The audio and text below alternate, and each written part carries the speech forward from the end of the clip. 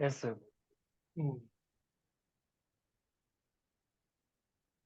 इसमें कंडीशन ये है, molecules having negative charge with complete octet. उनका ऑक्टेट भी कंप्लीट होना चाहिए, ठीक है ना, तभी तो ओके सर। डोनेट करेंगे।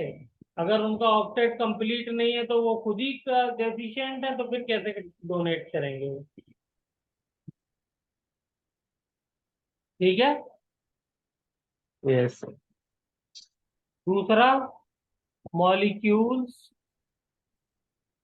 हैविंग, अच्छा इसमें एग्जांपल में आप लिख सकते हैं, जैसे क्लोराइड आयन, क्लोराइड आयन, ठीक है ना, सल्फाइड आयन, ये सब, या एमाइड आयन, ये सब एग्जांपल हो गए इसके। दूसरा, molecules having lone pair of electron. Okay sir. मैं रिकॉर्डिंग में करी नहीं, 1 मिनट। हाँ बेटा, थैंक यू। तो molecules having lone pair of electron and complete octet.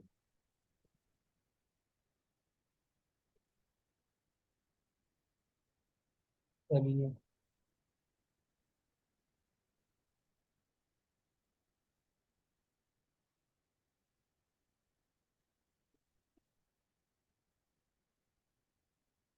Loan pair of electron और कंप्लीट ऑक्टेट वाले मॉलिक्यूल्स का कुछ एग्जांपल दे सकते हैं आप? Four complete octet. हाँ, और लोन पेयर हो CCl4। NH3। नहीं। अच्छा ओके। लोन पेयर कहाँ होता है बेटा CCl4 में? नहीं, वही सर, वही सर। H2O, इसमें दो होते हैं। देखिए, ऑक्टेट भी कंप्लीट है और लोन पेयर इलेक्ट्रॉन भी मौजूद है, ये न्यूट्रल भी है। Yes sir. HCl, ठीक है ना, तो ये सब लुईस बेस की तरह काम कर सकते हैं। सर वो NH3- होगा ना पहले वाले एग्जाम्पल में। NH2- कैसे हो सकती है? NH2- बेटा, NH3- होगा ना। 3- नहीं बेटा, 2-। H अच्छा पॉजिटिव हाँ, NH। निकाल दिया है इससे।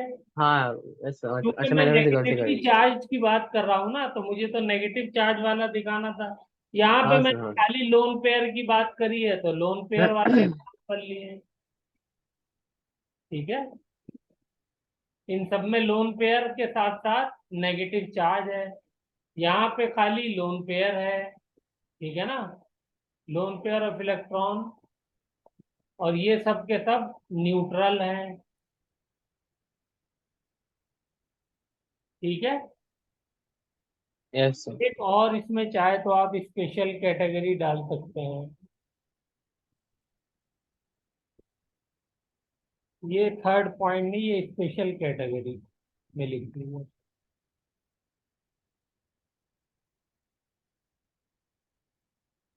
Molecules having lone pair of electrons and vacant orbital can act as Lewis acid and as well as Lewis base. अगर कोई ऐसा मॉलिक्यूल हो जिसमें लोन पेयर इलेक्ट्रॉन भी हो और वेकेंट ऑर्बिटल भी हो, दोनों हो, तो वो क्या कर सकता है, लोन पेयर दे भी सकता है और वेकेंट ऑर्बिटल में इलेक्ट्रॉन पेयर ले भी सकता है, तो दोनों का काम ओके सर। करता हूं।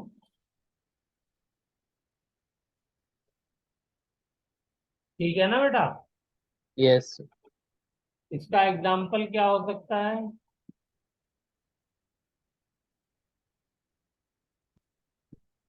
SO2,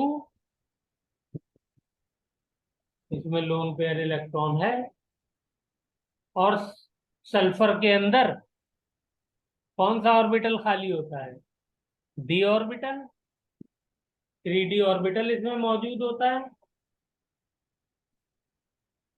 PCl3, यहाँ पर भी लोन पेयर है, और वेकेंट 3D ऑर्बिटल भी है। क्लियर है? Yes sir. H2S, इसमें दो लोन पेयर है और 3D ऑर्बिटल भी खाली है। तो ये Lewis acid and Lewis base दोनों का काम कर सकते हैं। ये एग्जाम्पल। Okay sir.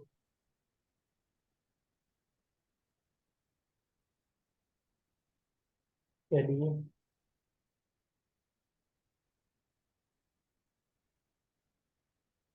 और लुईस एसिड और लुईस बेस आपस में कंबाइन करेंगे तो कौन सा बॉन्ड बनाएंगे?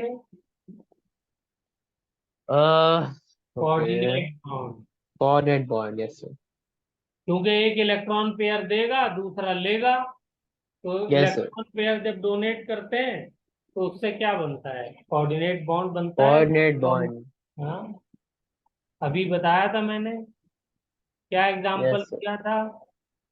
BF3 और NH3, ये बन गया coordinate bond.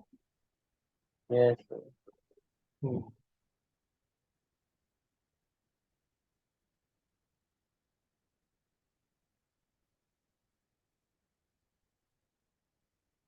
Hmm.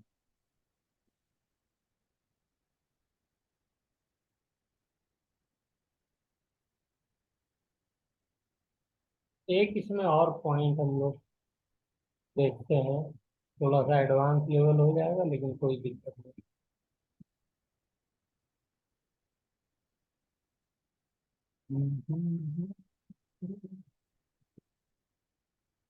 Acidic nature of boric acid.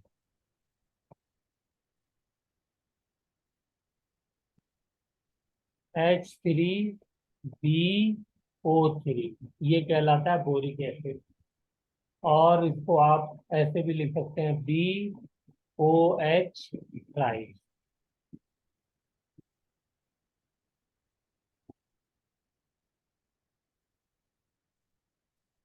अब देखिए इसका कमाल क्या है। इसका कमाल ये है कि ये हो गया बोरॉन, इसके साथ लगा हुआ है एक OH, दूसरा OH, तीसरा OH, और ये इसका वेकेंट ऑर्बिटल है। चेक करिए, ऐसा ही होगा। हाँ सर, ऐसे नहीं। ठीक है ना?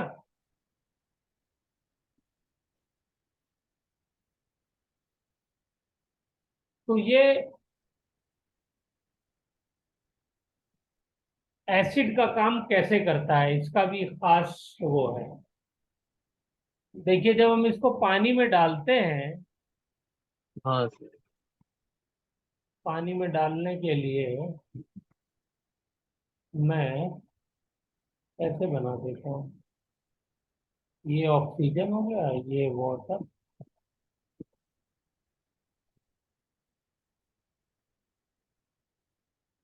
ये वाटर हो गया। अब ये क्या करेगा कि एक लोन पेयर ये ले लेगा वाटर से,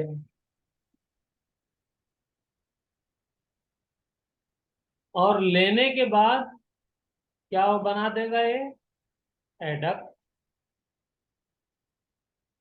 हाँ ओके, ठीक है सर।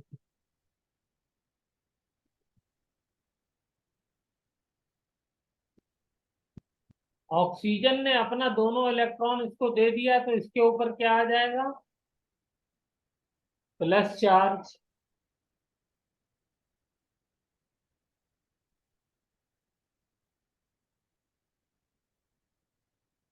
ठीक है। ऑक्सीजन पहले से ही इलेक्ट्रोनेगेटिव है, और जब ये इलेक्ट्रोनेगेटिव है ऊपर से इसके ऊपर आ जाए प्लस चार्ज, तो क्या हो जाएगा, ये अनस्टेबल हो जाएगा। नेगेटिव चार्ज तो स्टेबल होता है इलेक्ट्रोनेगेटिव एलिमेंट के ऊपर, अभी ऊपर ही हमने लिखा बताया, लेकिन यस पॉजिटिव सर। चार्ज तो अनस्टेबल होगा ना। तो अब ये बहुत हाँ ज्यादा सर। परेशान और बेचैन हो जाएगा, तो ये क्या कोशिश करेगा कि किसी तरीके से मेरा चार्ज जाए। तो यहाँ पे सबसे कमजोर पार्टनर कौन है, हाइड्रोजन। तो हाइड्रोजन से कहेगा कि भाई ऐसा है कि ये दोनों इलेक्ट्रॉन मुझे दो और तुम घर जाओ। तो क्या प्रोडक्ट बन जाएगा, प्रोडक्ट बन जाएगा बी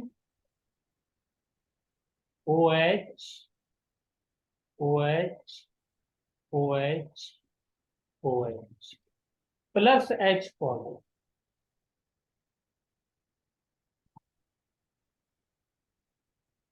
ओके सर।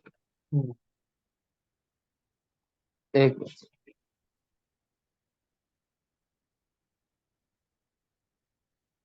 तो ये जो बोरिक एसिड है ये बहुत इंपॉर्टेंट कंपाउंड है, इसे बहुत डिटेल में हम लोग पढ़ेंगे बोरॉन फैमिली के अंदर, लेकिन यहाँ पे इंट्रोडक्शन हो गया इसका। तो ये जो बोरिक एसिड है, ये देखिए खुद से एच पॉजिटिव नहीं दे रहा है, ये वाटर से छीन करके वाटर को मजबूर कर रहा है कि तुम एच पॉजिटिव दो। इस तरीके से ये एज ए कंपाउंड काम करता है जो कि सॉल्यूशन को एसिडिक बनाता है। ठीक है ना, तो इस बात को लिख सकते हैं कि H boric acid does not give या does not furnish H positive ion by itself. लिख लीजिए। Okay sir. बोरिक क्या रिपीट कर सकते हैं एक बार sir? Boric acid does not furnish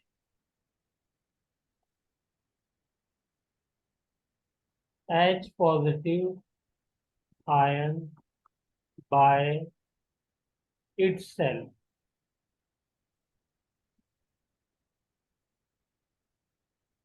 but okay sir. it makes the H2O to release H positive. Okay, water को मजबूर करता है कि तुम H पॉजिटिव दो।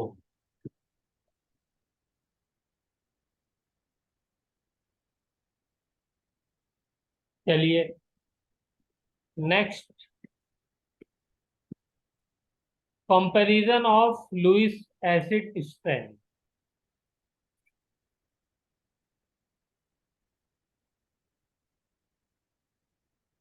Of Lewis acid strength.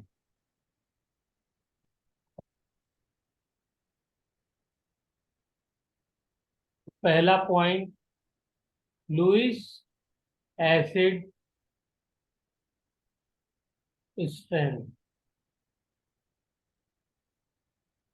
is directly proportional to the positive charge on the central atom।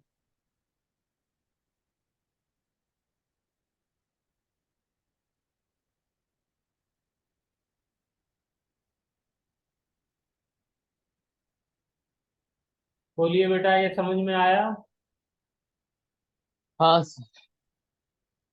कि अगर central, कई सारे लुईस एसिड हैं, अब आपको कहा गया कि इनका ऑर्डर बताइए कौन ज्यादा एसिडिक है कौन ज्यादा बेसिक है, तो उसमें आपको क्या देखना होगा, पॉजिटिव पॉजिटिव चार्ज चार्ज। किसके ऊपर ज्यादा है। जैसे Na पॉजिटिव है, ये लुईस एसिड है क्योंकि इसके पास 3s ऑर्बिटल वेकेंट है, हाँ सर। 3p भी वेकेंट है, 3d भी वेकेंट है, पूरा ही वेकेंट है। Yes sir. दूसरा, मैग्नीशियम 2 पॉजिटिव, इसमें भी वेकेंट है ऑर्बिटल। तीसरा, एल्यूमिनियम 3 पॉजिटिव है, इसमें भी वेकेंट है। तो अब लुईस एसिड सबसे अच्छा कौन सा होगा? सारे ही लुईस एसिड का काम करेंगे, तो उसका ऑर्डर क्या हो जाएगा? जिसके ऊपर पॉजिटिव चार्ज ज्यादा होगा, ये ऑर्डर होगा। बोलिए, मेरी बात समझ में आई बेटा? यस। सिमिलरली, मान लीजिए पॉजिटिव चार्ज ऐसे बाहर नहीं दिया हुआ, ऐसे दिया हुआ है, PCl3 PCl5, इसमें बताइए कौन ज्यादा अच्छा लुईस एसिड है? तो यहाँ पे हम फॉर्मल चार्ज निकाल लेंगे या ऑक्सीडेशन स्टेट निकाल लेंगे। तो इस पे हमको मालूम है 3 पॉजिटिव आएगा, इस पे 5 पॉजिटिव आएगा। तो ऑर्डर क्या हो जाएगा? ऑर्डर ये। क्लियर है बेटा? कोई दिक्कत? यस। सिमिलरली नहीं सर। SO2 SO3 ले लिए, इसमें भी ये ऑर्डर हो जाएगा, क्योंकि यहाँ पे 4 पॉजिटिव है और यहाँ पे 6 पॉजिटिव है। कोई भी प्रॉब्लम है तो मुझसे पूछ लीजिए। नहीं सर। नहीं है प्रॉब्लम? Very good. नहीं सर। तो फिर एक क्वेश्चन का जवाब दीजिए, बताइए। Okay sir. BeCl2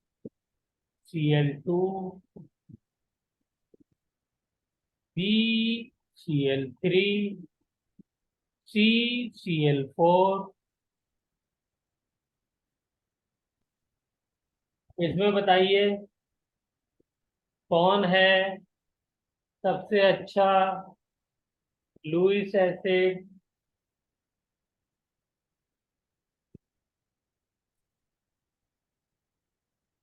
शाबाश।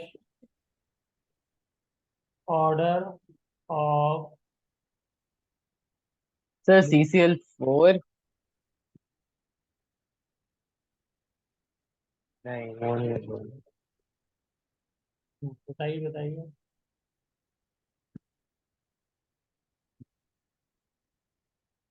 BaCl2 होगा। नहीं BCl। श्योर नहीं हो सर। आइडिया तो लगाइए, तुक्का लगाइए। सर मेरे हिसाब से जो CCl4 आपकी है पर। कैलकुलेशन कह रही है वो बताइए, बाकी गलत होगा तो फिर करेक्ट हम करेंगे ही। CCl4 लग रहा है। ये ऑर्डर, हाँ। आपने चार्ज वाला लगाया तो इस पे +4 चार्ज है, इस पे +3 चार्ज है, इस पे +2 चार्ज है। लेकिन इस पे यस सर। पहली रिक्वायरमेंट आपने ध्यान नहीं दी। क्या इसके पास वेकेंट ऑर्बिटल है?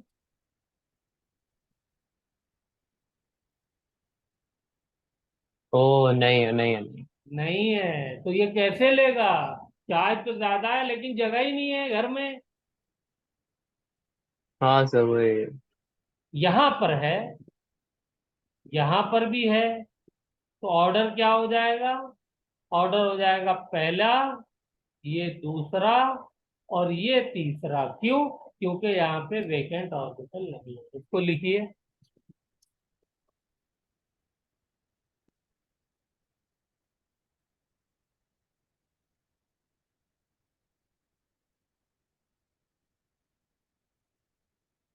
लिख लिया? चलें आगे?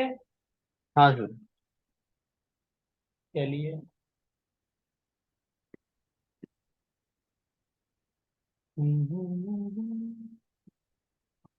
चलिए next. For same central atom, अगर सेंट्रल एटम सेम है तब क्या होगा?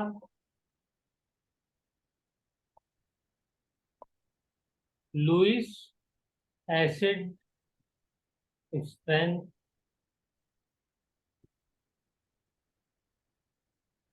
अगर एटम डिफरेंट है तो हमने क्या देखा? Positive charge on the central atom.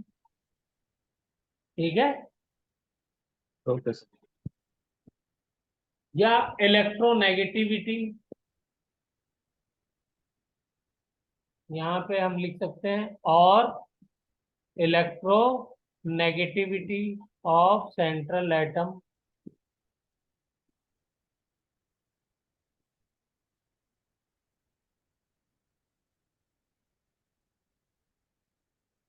अब सेंट्रल एटम सेम हो गया, यानी चार्ज सेम है, इलेक्ट्रोनेगेटिविटी सेम है। तब हाँ हम सर। क्या करेंगे? तब हो जाएगा inversely proportional to the size of surrounding atom.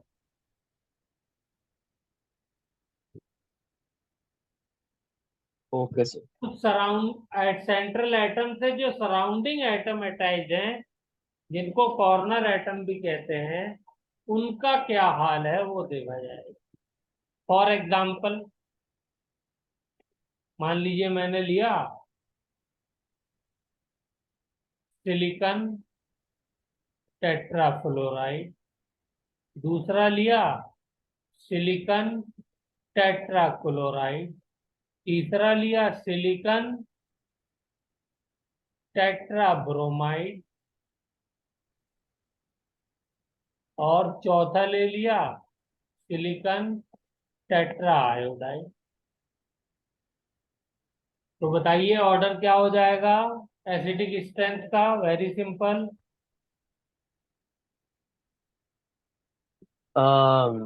ठीक है, फ्लोरीन से छोटा होता है। तो सबसे पहले फ्लोरीन सबसे फ्लोरीन, फिर छोटा, फ्लोरीन। इसलिए यस सर। जो है वो,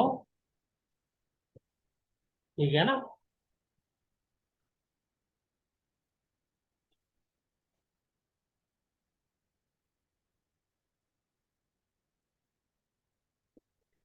चलिए।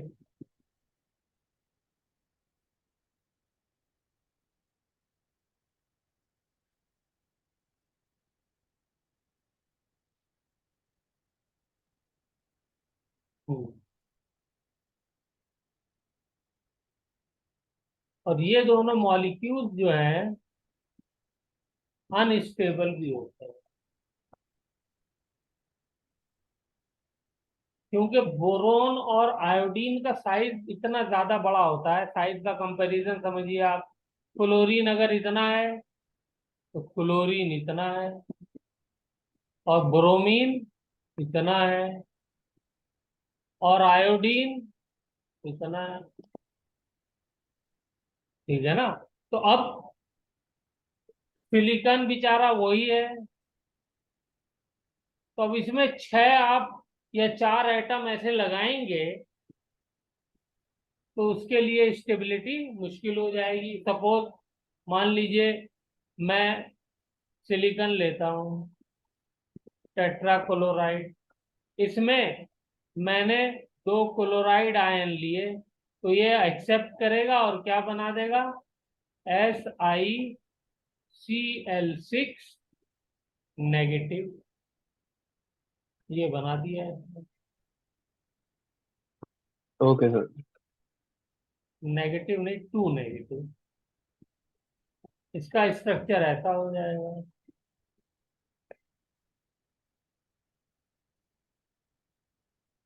ये शेप कहलाती है टेट्राहेड्रल शेप। Okay sir. सारे बॉन्ड एक दूसरे के 90 डिग्री पे होते हैं। हाँ। और सॉरी, टेट्राहेड्रल कह रहा हूँ, ऑक्टाहेड्रल। क्या? Octahedral, okay. Octahedral. Octahedral. Octahedral means 8 side. Okay sir. लेकिन अब यहीं पे अगर मुझे सपोज ये लेना होता, SiI4, चार तो इसने किसी तरीके से अकोमोडेट कर लिए, दो और अकोमोडेट करने हैं। SiI6, टू नेगेटिव बनाना है। ये जो है हाँ बहुत मुश्किल हो जाएगा, इसको अकोमोडेट करना, बनना ये नामुमकिन हो जाएगा। ठीक है ना? क्यों बनना नामुमकिन हो जाएगा? इसलिए कि आयोडीन का जो साइज है वो बहुत बड़ा है। अब इनके बीच में इसलिए क्या हो जाएगा? रिपल्शन होने लगेगा आयोडीन्स के इलेक्ट्रॉन्स के बीच में। तो ये क्या हो जाएंगे, अनस्टेबल हो जाएंगे। ये तो अभी छोटा मैंने दिखाया, कंपैरेटिवली आयोडीन तो बहुत बड़ा होता है, yes sir. Number of shell बहुत ज्यादा बढ़ जाती है ना इसमें। हाँ सर।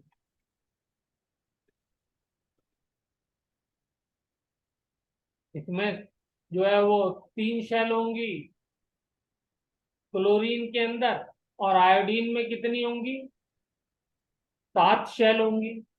7th पीरियड का है, तो सोचिए कितने टाइम्स बढ़ गया, 10वीं गुना बड़ा हो जाएगा। हाँ सर। तो इसको अकोमोडेट करना ड्यू टू रिपल्शन यहाँ पे बहुत मुश्किल हो जाएगा। तो इसलिए ये दूसरा, तो इसी वजह से ये इसको लेगा नहीं ना, मना कर देगा भाई मेरे पास जगह नहीं है, खाली वेकेंट ऑर्बिटल तो है लेकिन तुम्हें अपने पास बुलाने की जगह नहीं है मेरे पास। Yes sir. तो ये रीजन है। तो साइज समझ में आ गया। तो यहाँ पे हमने क्या देखा, Lewis acid strength is direct inversely proportional to size of surrounding atom. चलिए, तो ये हमने जो है वो एसिड का कर लिया। अब comparison of Lewis base strength भी कर लेते हैं।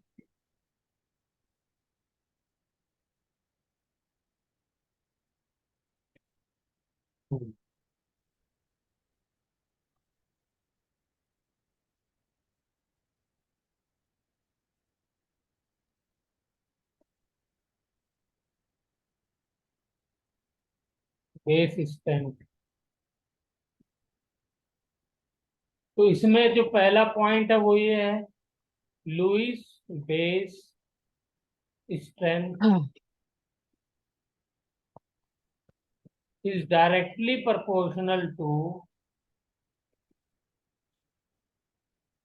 electron pair donating tendency।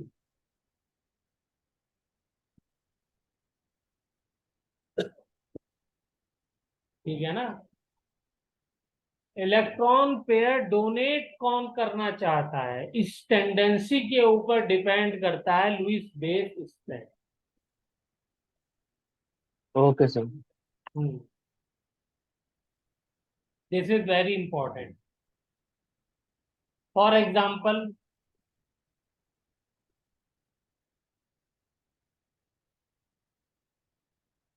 For same period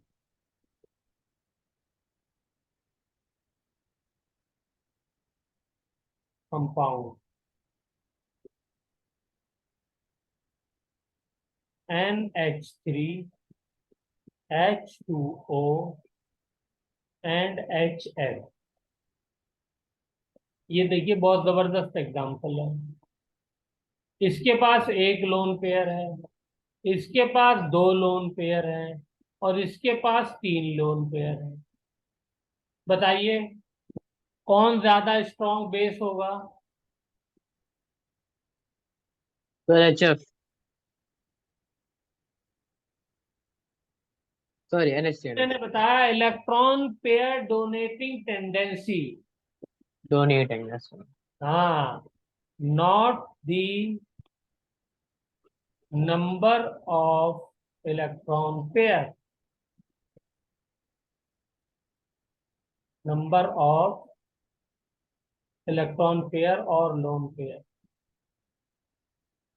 nitrogen की नेगेटिविटी कम है ना, इलेक्ट्रोनेगेटिविटी।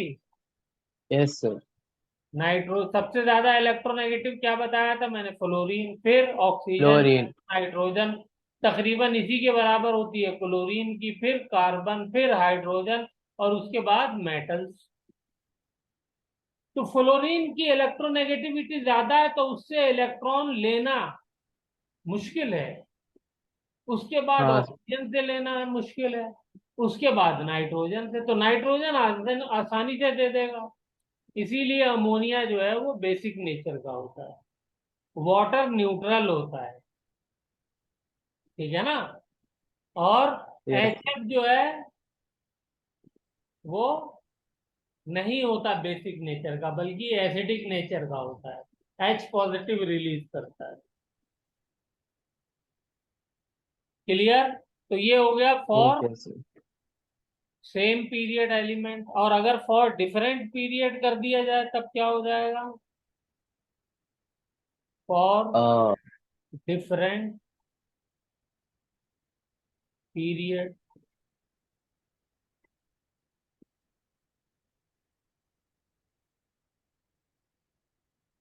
एलिमेंट,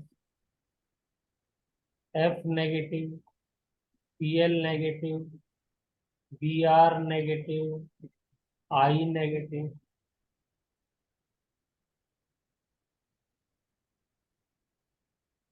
इसका ऑर्डर ये हो।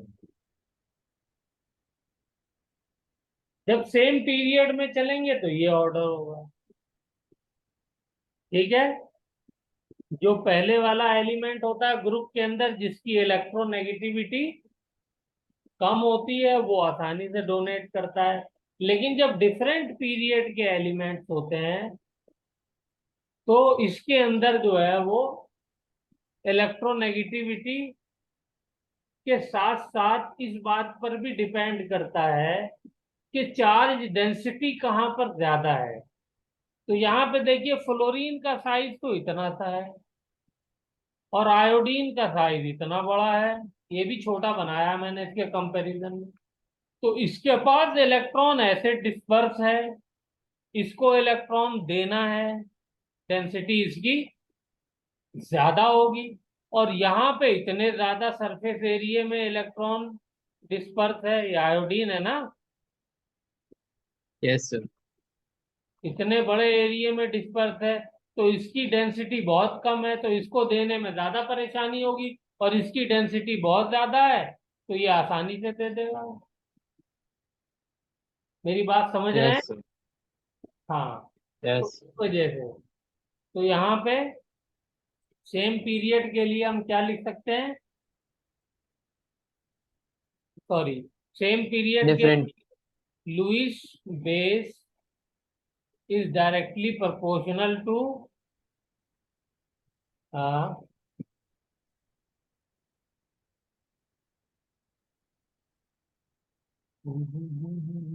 Inversely proportional to electronegativity of element.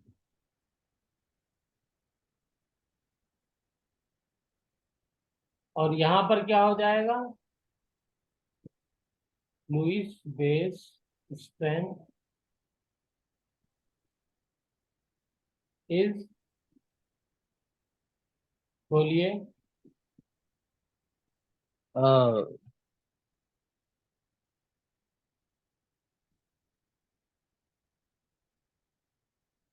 कहा क्या आपने sir? Inversely proportional to size. Oh, size size, अच्छा। अच्छा, आप मुझसे पूछ। साइज। और डायरेक्टली प्रोपोर्शनल में क्या लिख सकते हैं? डायरेक्टली। इलेक्ट्रोनेगेटिविटी। क्लोरीन की इलेक्ट्रोनेगेटिविटी ज्यादा है, क्लोरीन की उससे कम, ब्रोमीन की उससे कम, और आयोडीन की उससे यस कम। सर। ऊपर कर सकते हैं सर एक बार? है बेटा? एक बार ऊपर कर सकते हैं? कर दिया।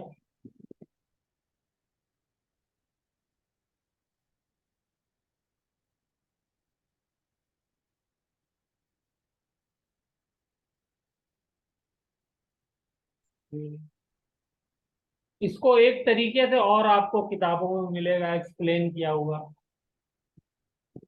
सपोज मैंने डिफरेंट पीरियड के कंपाउंड्स लिए। एक लिया NH3, दूसरा लिया PH3, तीसरा लिया आर्सेनिक हाइड्राइड, और चौथा लिया एंटीमनी हाइड्राइड। इसमें ऑर्डर क्या है बेसिक स्ट्रेंथ का? ये ऑर्डर। यहाँ पे देखिए इलेक्ट्रोनेगेटिविटी सबसे ज्यादा नाइट्रोजन की, उससे कम फास्फोरस की, क्योंकि electronegativity down the group decrease होती है ना। Yes. Electronegativity decreases down Yes, sir. दी ग्रुप। Yes, sir. लोग 9th-10th में ही पढ़ चुके हैं। Yes, sir. दूसरा इसके अंदर एक फैक्टर और देखिए क्या काम कर रहा है। फास्फोरस को ही ले लेते हैं। Okay, sir. फास्फोरस की आप इलेक्ट्रॉनिक कॉन्फ़िगरेशन लिखिए तो क्या होगा। 3s, You, yes. 2 electron, 3s और 3p और में 3. 3p, 3 electron, Yes, sir. और 3d। 3D में कहूँ. ये खाली है, नो Yes, इलेक्ट्रॉन। sir. तो ये Yes, sir. इलेक्ट्रॉन कहीं से मिल जाएगा इसको, ये तो एक्सेप्ट भी कर लेगा ना। हाँ सर. तो ये एक्सेप्ट भी कर रहा है, तो इसका मतलब ये सब के सब क्या कर रहे हैं,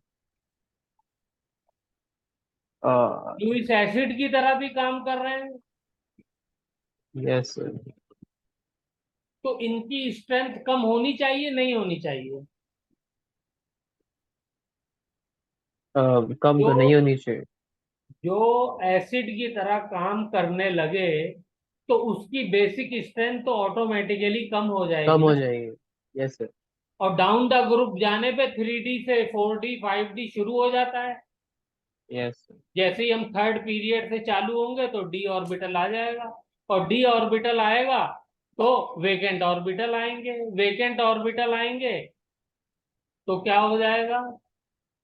तो यही होगा कि वो लुईस एसिड की तरह भी काम करने लगेगा। लुईस एसिड की तरह काम करेगा तो बेसिक स्ट्रेंथ उसकी कम हो जाएगी। तो दूसरा ये भी रीजन है। तो ये सरफेस एरिया का भी रीजन है। Surface area is high, hence charge density is low. ठीक है ना। और दूसरा ये है, यस सर. दोनों रीजन आपके दिमाग में रहने चाहिए। तो यहाँ पे बेटा हमारा ये टॉपिक खत्म होता है। कल हम लोग वैलेंस बॉन्ड थ्योरी करेंगे। ठीक है। ठीक है. ठीक है वैलेंस सर. बॉन्ड थ्योरी हमें जो ये शेप और साइज और सारी चीजें नहीं बता पा रहा था, स्ट्रेंथ, उसके बारे में बताएगी। ठीक है। Okay sir. हाँ, तो नेक्स्ट थ्योरी